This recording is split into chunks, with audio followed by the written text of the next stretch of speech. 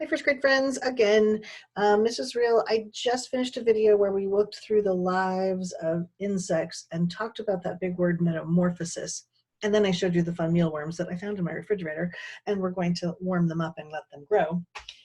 But now's the story that I said would go along with that book, because there's no better example of metamorphosizing than The Very Hungry Caterpillar by Carle.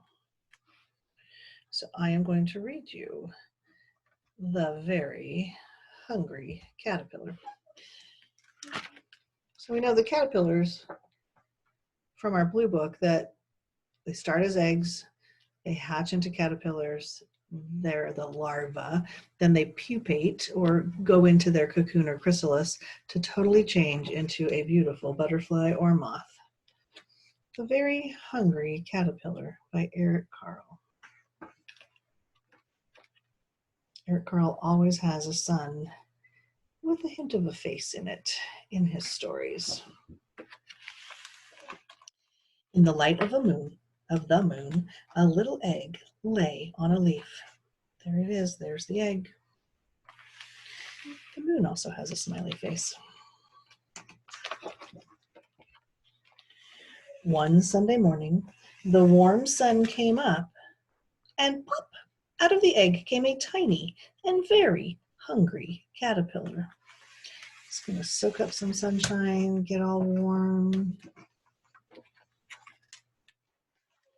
He started to look for some food.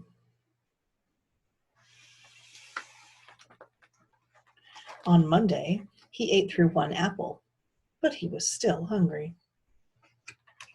On Tuesday, he ate through 2 pears, but he was still hungry. On Wednesday, he ate through 3 plums, but he was still hungry. On Thursday, he ate through 4 strawberries, and he was still hungry. On Friday, he ate through 5 oranges, but he was still hungry.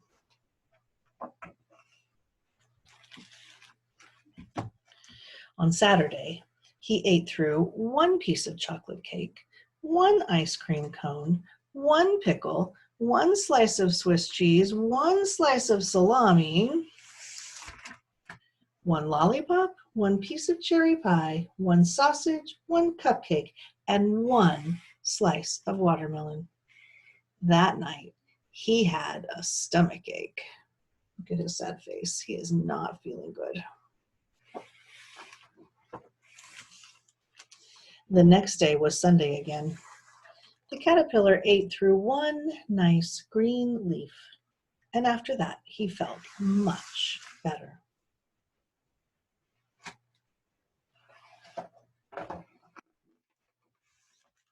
Now he wasn't hungry anymore, and he wasn't a little caterpillar anymore. He was a big, fat caterpillar. After all that food, he grew a lot. He built a small house called a cocoon around himself. He stayed inside for more than 2 weeks.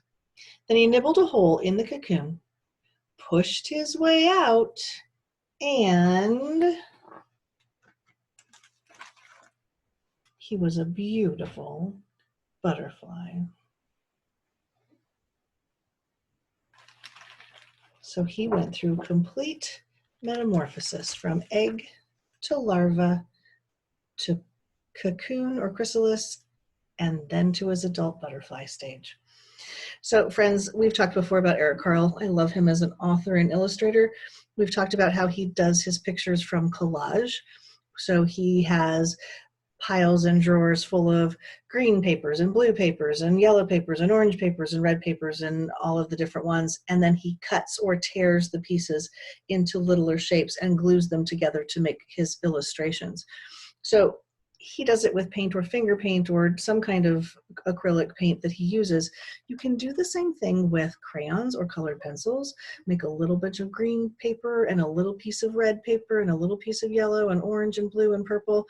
And then you could create your very own collage insect. So we have our mealworms that we're going to be watching. They're going to change into something. I said, I wonder what they're going to be. Maybe you could think about what you predict might turn out to be the adult version of our mealworms, and maybe want to design them from some collage paper as an art project.